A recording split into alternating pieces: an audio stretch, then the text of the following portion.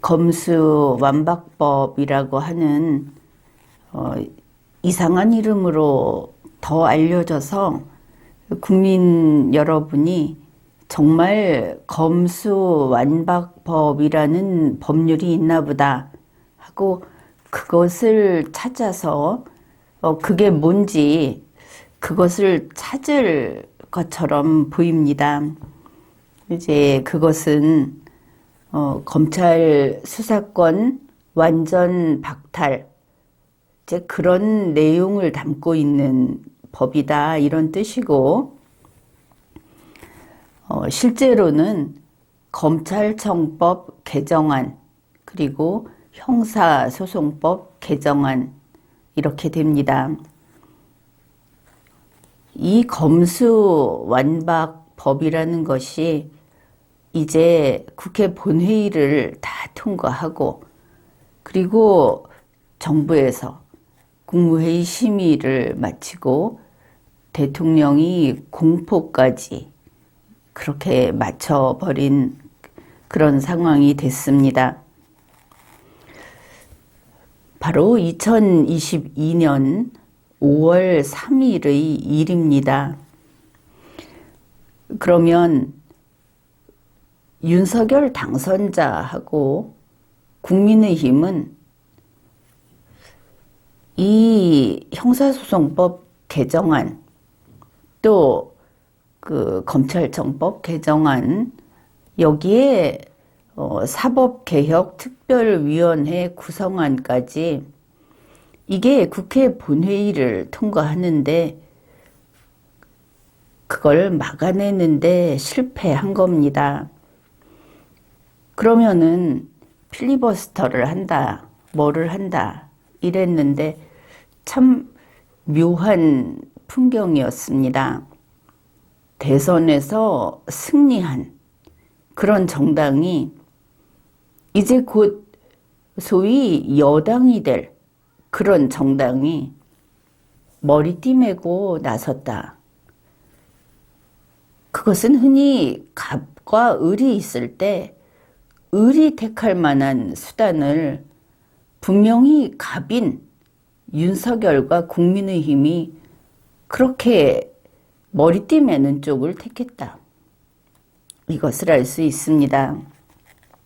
그러나 분명한 것은 이들이 단지 방어에 실패한 것만이 아니고 사실은 아무것도 하지 않았다. 그리고 보면 지난 한 달 동안 이들이 무엇을 하겠다고 내놓는 것마다 당연히 죽는 길, 지는 길, 시시한 방법 이런 것뿐이었다. 그것을 알 수 있습니다. 5월 3일 윤석열 당선자와 국민의힘이 무엇을 하였던가 우리 국민은 잘 보았습니다. 물론 오전에는 이게 본회의에서 통과 안 되기를 바랐을 수도 있습니다. 그러나 그것은 애초에 희망 없는 그런 바람이 아닙니까? 그리고 이들이 기다렸던 것은 결국 정부로 이송된 이 법률안을 문재인 대통령이 국회로 다시 돌려보내달라. 국회에 재의 요구를 해달라. 이걸 기다리고 있었던 것을 알 수 있습니다. 문재인과 윤석열 사이에 그 정도는 해주겠지 하는 그런 헛된 그런 기대를 하고 있었던 것인가? 윤석열의 짝사랑이었던 것인가? 그런데 윤석열 당선자 그리고 국민의힘의 당대표 이준석, 원내대표 권성동, 법무부 장관 후보자로 지명이 된 한동훈, 이 사람들이 반드시 알아야 할 것이 있습니다. 정치는 개그가 아닙니다. 그리고 고향 사람 그 의리에 기대해서도 안 되는 것이 정치입니다. 설령 지금 이름 부른 이 사람들이 마음이 좌파라고 합시다. 중도 좌파라고 합시다. 우리가 내내 그런 이야기를 했습니다. 이 사람들은 보수가 아니다. 그런데 이제 운동장에 나가 있는, 무대에 나가 있는, 또 전쟁터에 나가 있는 것은 이들입니다. 우리가 아닌 것이죠. 그래서 이들에게 이 정도 이야기를 해주겠습니다. 지금 그대들이 붉은 군복을 입었는가? 문재인 민주당 쪽에서 푸른 군복을 입고 있다면 그대들은 그냥 적군일 뿐이다. 그대들의 마음이 무엇이든 상관이 없다. 보수 지지자, 보수들의 지지를 받아서, 응원을 받아서 대선에 성공을 했으면 이제 윤석열에게는 적은 좌파뿐인 겁니다.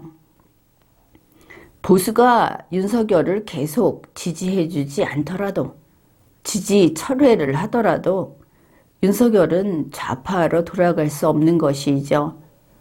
좌파는 윤석열을 보는 족족 그가 누가 되었든 윤석열을 향해서 총을 쏠 것이기 때문입니다.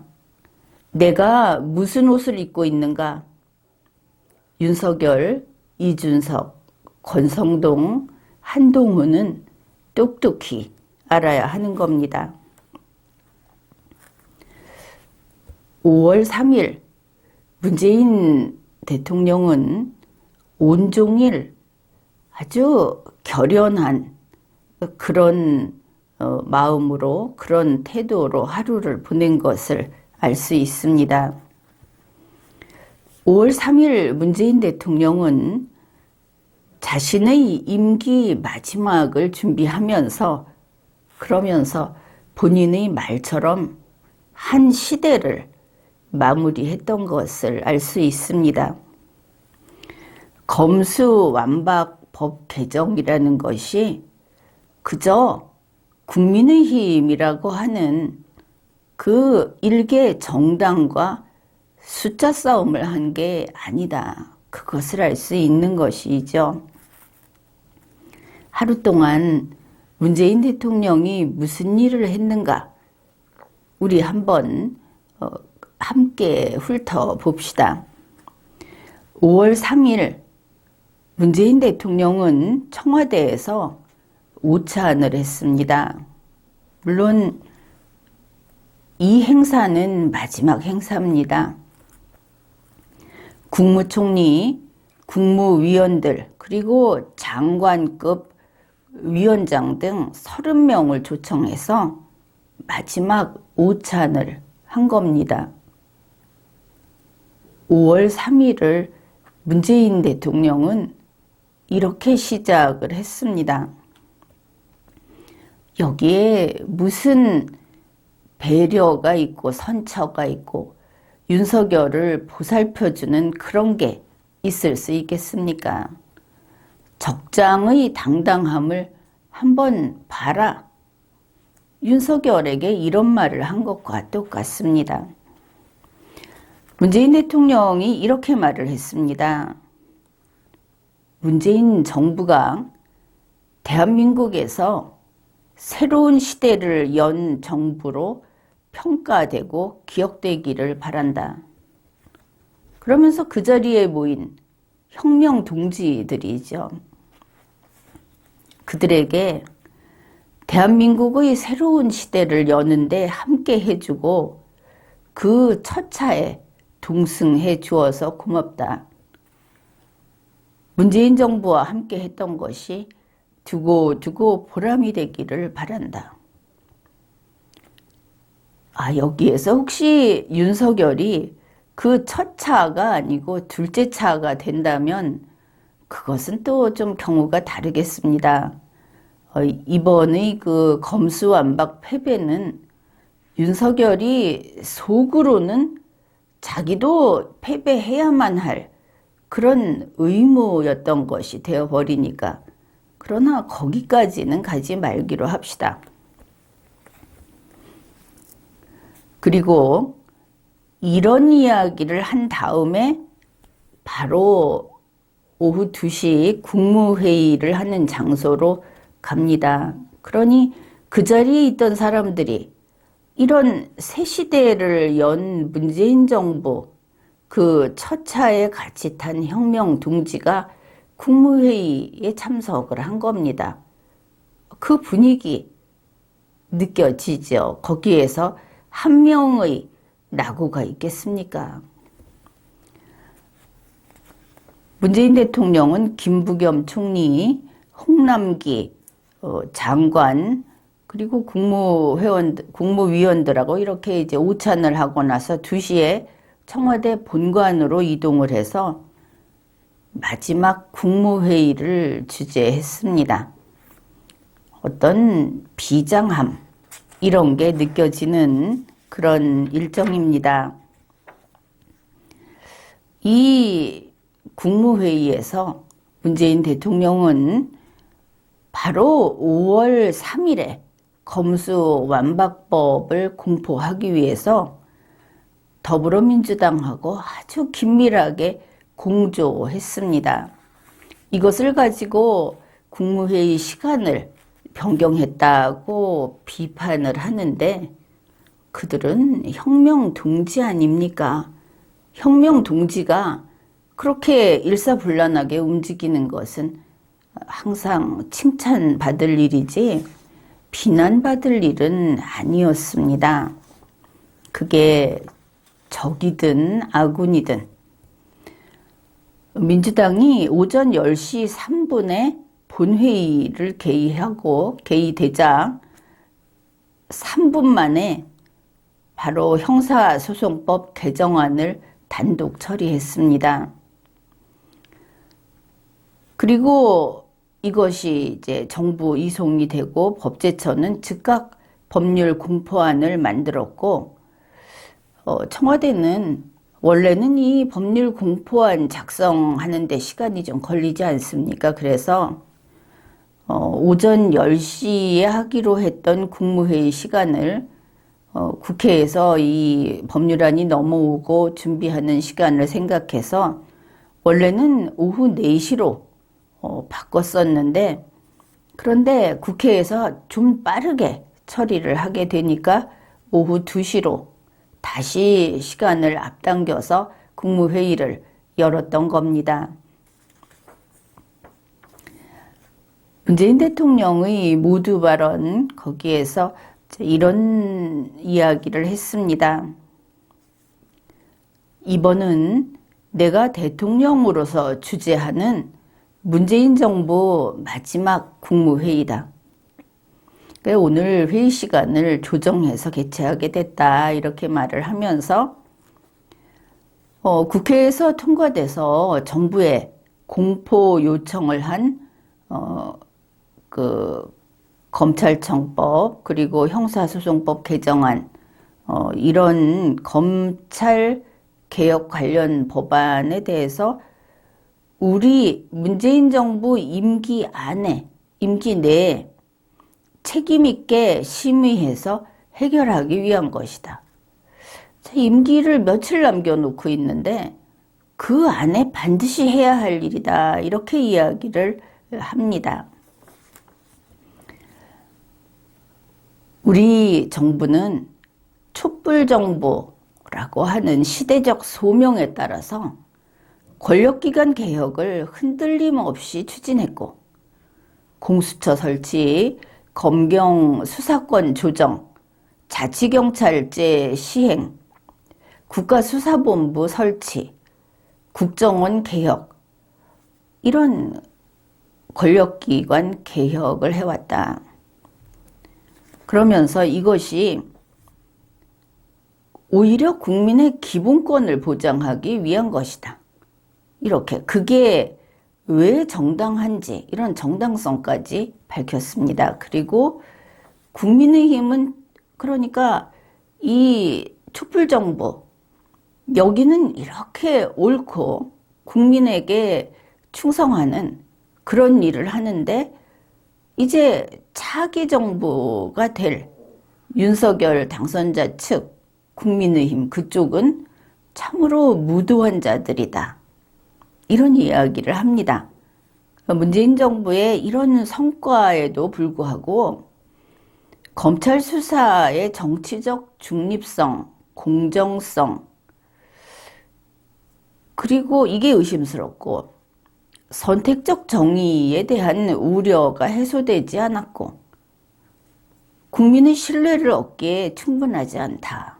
이런 평가가 있어서 그래서 국회가 수사와 기소의 분리에 한 걸음 더 나아갔다. 검수완박의 추진 이유는 검찰이 정치검찰이어서 그렇다. 이렇게 밝힌 겁니다. 그리고 이제 이렇게 다짐을 하는 것이죠. 이게 얼마나 중요한지, 이 내용이 얼마나 공들여 온 것인지 그런 이야기를 하고 나서 입법 절차에 있어서는 국회의장 중재에 의해서 여야 간의 합의가 이루어졌었다. 그런데 국민의힘이 이 합의를 파기해서 그래서 이 입법 과정에 적지 않은 진통을 겪은 것 아쉽게 생각한다. 국민의힘에 아주 큰 잘못이 있다 이렇게 지적을 했습니다. 국민의 삶과 인권에 지대한 영향을 미치는 만큼 여러분은 부처 소관을 떠나서 상식과 국민의 시각에서 토론하고 심의해달라 이렇게 말을 했습니다. 그러니 이제 이렇게 해서 심의를 한 것이죠. 진지하게 심의를 해달라는 뜻인데 보도된 바에 따르면 검수완박 법안 2건을 포함해서 26개 안건 심의를 하는데 1시간 만에 다 끝냈다고 합니다. 이제 거의 이견 없이 그렇게 심의하고 끝을 낸 것을 알 수 있습니다. 그래, 이게 무엇인가? 아침부터 쭉 해오고 성공한 문재인 정부, 또 대한민국의 새 시대를 연 그 시조와 같은 문재인 대통령, 이렇게 이야기를 했습니다. 그동안에 대선에서 패배하고 초상집 분위기일 거라고 생각을 했는데 혁명 동지는 역시 다르구나. 촛불 정부는 다르구나. 이렇게 생각을 하게 됩니다. 문재인 대통령은 이 검수완박 법안을 이 마지막 국무회의에서 심의를 하고 그리고 이제 이 법안을 공포를 했습니다. 이게 무슨 뜻이냐? 문재인 정부하고 더불어민주당이 5년간 추진해온 검찰 수사권 완전 박탈이라고 하는 권력기관 조정, 권력기관 개혁, 이 최종 목표를 달성했다는 선언을 한 것이다. 그들에게는 아주 중요하고 의미 있는 의식이다. 이렇게 볼 수 있겠습니다. 그러면은 이제 다 끝났죠. 공포까지 했으니까. 그러면은 이 개정안이 언제부터 효력을 발생하는가 하면은 법안 안에 들어 있는 바와 같이 공포 후 4개월이 되는 때로부터 효력을 발생하게 되어 있습니다. 그러니 2022년 9월부터 효력 발생이 됩니다. 이거는 두 건 공히 그렇고, 먼저 검찰청법 개정안은 4월 30일에 본회의를 통과했고 5월 3일에 공포됐습니다. 여기에서 그 내용이 어떻게 되는가 하면은 우선 무난하게 9월부터는 검찰의 수사권이 폐지되는 것이 대형 참사, 방위사업, 공직자 수사, 여기에 대해서 수사권이 폐지됩니다. 선거사범 수사권은 2022년 연말까지 유지되고 그 다음에 폐지가 되고, 그 다음에 경제범죄, 부패범죄 수사권은 한국형 FBI라고 하는 중대범죄수사청이 출범하면 없어지게 됩니다. 다 없어지는 것을 알 수 있죠. 저번에 그 검수완박이 아니고 검수더박이다 하는 그 중재안, 거기에서 이 FBI가 출범하면 없어지는, 이게 FBI가 출범해도 이관되도록 했을 때는 더박 이랬는데, 이제는 뭐 말 그대로 완박이 맞는 것 같습니다. 그리고 이제 5월 3일에 국회 본회의를 통과하고 역시 5월 3일에 공포된 형사소송법 개정안, 이거는 5월 3일 현재 국회에서 어떠했는가를 보면은 이게 재석 174명, 그 중에 찬성 164명 이래서 국민의힘의 경우에는 자리를 떠났다고 보입니다. 이걸 보면은. 그런데 항상 이런 식으로 하는데 이거 좋지 않다. 왜냐하면 더 전원 찬성한 것으로 보이지 않습니까? 그런 결과를 국민에게 지금 일러 바치겠다는 겁니까? 국회의원은 본회의장 안에서 자리를 지키면서 싸워야 하는 것이지, 거기에 들어가지 않고 이 숫자를 이렇게 나오게 하는 것은 국회의 구성원으로서 이건 바람직하지 않다고 봅니다. 번번이 이런 식으로 싸움의 방법을 이런 식으로 취하는데 이거 좀 문제가 있다 이렇게 봅니다.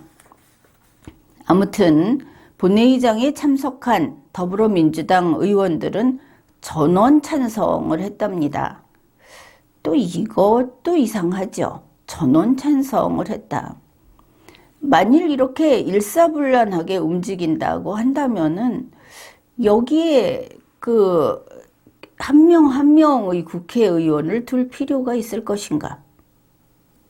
그것도 좀 생각해 봐야 하겠습니다. 그래서 이렇게 됨으로써 검찰의 별건 수사는 원칙적으로 금지를 하고, 그 다음에 검찰에 송치된 사건, 경찰로부터 이렇게 넘어온 사건에서 보완 수사는 가능한데 보완 수사도 제한이 됩니다. 동일성을 해하지 않는 범위 안에서, 경찰이 정해놓은 그 범위 안에서만 움직일 수 있고, 그리고 이전의 그 수사 주체인 검사로서의 법적 지위는 일체 없는 것을 알 수 있는 것이, 이게 경찰과 구분되는 검사 이런 게 아니라는 겁니다. 이제 수사를 할 수 있는 검사의 법적 지위는 없어졌다. 보완 수사를 한다, 뭐를 한다고 해도 검사의 자격이 아니고 일반 수사기관의 자격이다. 이렇게 되는 겁니다. 그리고 5월 3일에 바로 이 중대범죄수사청의 그 근거가 되는 사법개혁특별위원회 구성안도 국회 본회의에서 가결이 됐습니다. 그러면은 이제 윤석열 당선자하고 국민의힘은 다 뺏겼죠. 이 문재인 정부가 마지막으로 승리의 깃발을 확실히 꽂은 5월 3일, 윤석열 당선자는 아직 취임도 하기 전에 다 뺏겼다. 국민의힘은 여당이 돼보기도 전에 이미 패배자로서 이름을 올렸다. 이렇게 볼 수 있겠습니다. 그러면 여기에서 윤석열 당선자 그리고 국민의힘에게 우리는 한 가지 알려줄 것이 있습니다. 그들은 지금도 보면은 지켜야 될 선과 그리고 자기들의 위치를 모르는 것 같습니다. 우선 정치를 모른다 이렇게 봅니다. 정치는 2차원 평면 그 2차원에서의 싸움이 아닙니다. 공간과 시대를 넘나들면서 격돌하는 그런 거대한 에너지의 충돌이다. 그런 것을 알아야 합니다.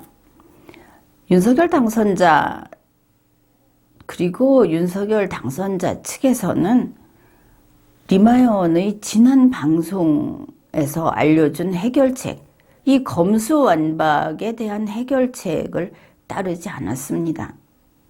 그뿐 아니라 아무것도 안 했습니다. 문재인 정부가 우리 시대 문재인 정부의 그 최종 목적을 달성하기 위해서 그렇게 수단 방법을 가리지 않고 반드시 그곳에 가야 한다고 달려드는 거기에 대해서 아무것도 하지 않았습니다. 이 검수완박이라고 하는 것은 문재인과 민주당에게는 반드시 달성해야 하는 최종 목표였습니다. 과업이었던 겁니다. 이거를 검사들이 읍소한다고 권성동이 만나서 애걸한다고 포기할 일이 아니었던 겁니다. 문재인 대통령은 2022년 5월 3일 자랑스럽게 밝혔습니다. 촛불혁명이 소기의 목적을 달성했다. 이제 우리의 시대를 열었다. 그리고 합의를 하고 나서 파기나 하는 그런 정의롭지 못한 국민의 힘을 지그시 밟아 뭉갰습니다.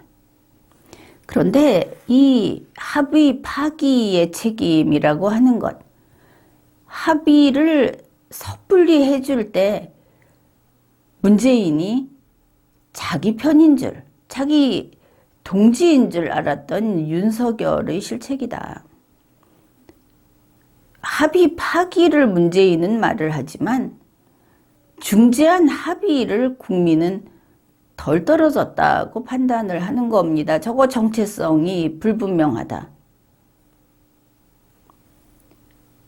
윤석열, 너희들의 속이 무엇이냐? 문재인 시즌2냐? 그런데 이제 보란 듯이 문재인 대통령은 윤석열을 밀어냅니다. 너는 빨간 티를 입은 우리의 적군이다. 이런 겁니다. 그래서 정의롭지 못한 국힘 이렇게 밟아 뭉갠 겁니다.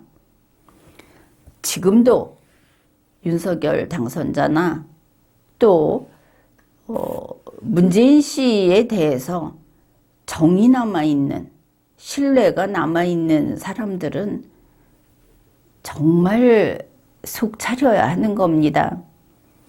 적군의 총알 앞에서 미소는 필요 없는 것이죠.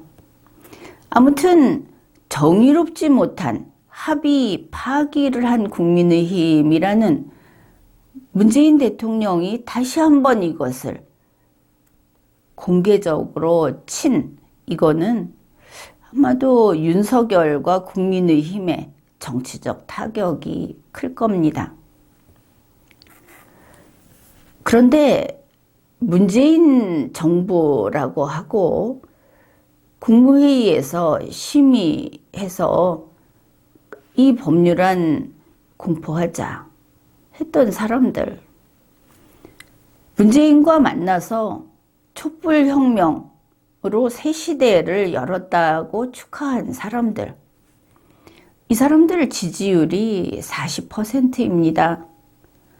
물론 윤석열 당선자 측의 지지율도 40%입니다. 분명한 것은 이들 양쪽 다 공정과 상식과는 거리가 멀다는 점입니다.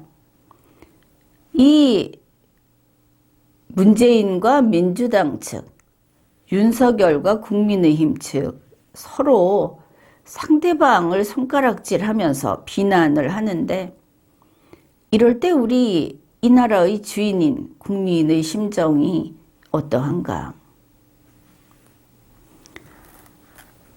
분명한 것은 나가는 문재인은 나가면 됩니다. 떠나면 되는 겁니다. 그러나 이제 들어올 윤석열은 앞으로 얼마나 묵사발이 될지, 그게 문제가 되는 것이죠. 이번에 무슨 국정과제 발표한다고 하면서 헌법에 위반되고 자유민주주의를 부정하는 그런 것들을 버젓이 넣어놨는데, 그러고 윤석열이 살아남을 수 있겠습니까? 대통령의 자리는 위험하고 위태로운 자리입니다. 그 개인의 입장에서 봤을 때는 차라리 지금이라도 하지 않는 게 어떤가. 개인을 보면은 그게 나을 수도 있습니다. 윤석열 당선자 쪽에서 이번에 이 검수완박을 가지고 헌법재판소에 호소하겠다고 하는데, 물론 위헌 결정 나오면 법률의 효력을 없앨 수 있습니다. 법률이 효력을 잃게 되죠. 그러니 열심히 노력해 보던가. 그런데 오늘 마지막 오찬을 하면서 문재인 정권 사람들이 쭉 걸어오는 그 사진이 공개가 됐습니다. 그 모습을 보면은 홍남기, 김부겸, 문재인을 뒤따르는 그 무리들에게 혁명군의 모습이 과연 보였습니다. 나름대로 결기도 느껴졌습니다. 그렇다면 이런 자들, 이런 세력을 상대하는 윤석열은 어떠해야 하는가? 윤석열과 국민의힘은 이제 현실 인식을 해야 합니다. 위헌소원이니 국민 투표니 그런 쓸데없는데 힘쓸 것이 아니라 국민에게 정말로 공정과 상식을 실천해 보이고 애국적인 국가 발전을 이루어내서 2024년 총선에서 압승하는 겁니다. 자신들이 당한 것과 똑같이 법을 뒤집어 보라 하는 것이죠. 물론 바람직한 것은 아닌데 아마도 윤석열에게는 이거 한번 덤벼볼 만한 새로운 목표다. 그렇게 볼 수 있겠습니다. 지금 윤석열 당선자 지방선거 선거 개입하면서 정신없이 쫓아다니던데, 그렇게 앞장서서 법을 위반하면 설령 5월 10일 첫 출근한, 그래서 처음 나온 대통령이라 할지라도 이 나라의 주인은 엄하기 이를 데 없어서 곧바로 그의 목을 노릴 겁니다. 탄핵, 오늘 시킬까 내일 시킬까 이런다는 뜻입니다. 그러니 국민에게 인정받아서 총선 승리하려면은 정치를 똑바로 해야 하는 겁니다. 국민을 휘어잡고 내 편을 챙기고 그리고 반대자를 철통같이 감시할 생각, 그런 반칙은 꿈도 꾸지 말고 정도를 걸어야 하는 겁니다. 아직 임기 개시도 못한 윤석열 당선자가 보면 국민에게 국민이 신물이 난다, 저거 정말 썩었다 하는 것은 진짜 한 3, 4년 지난 대통령처럼 그렇게 보이는 겁니다. 지금 평가는 이렇습니다. 정확히 문재인만큼 썩었다. 이런 윤석열이 만에 하나라도 제대로 할 가능성이 있기는 있는 것일까? 걱정하는 국민이 많습니다. 어떻든 이제 윤석열은 빨간 유니폼을 입었습니다. 그리고 파란 유니폼을 입은 사람들하고 전쟁이 이미 시작된 겁니다. 윤석열의 마음이나 윤석열의 머리가 파란 것은 아무 도움이 되지 않는 것이죠. 빨간색은 파란색의 적군일 뿐이기 때문입니다. 윤석열 당선자 그리고 국민의힘은 잊지 말아야 할 것입니다. 5월 12일이 오고 그리고 그때부터 민주당을 비롯한 범야권의 총 속에는, 그들의 총에는 진짜 총알이 들어있다는 사실을 말입니다. 지금까지 리걸마인드 연구소였습니다.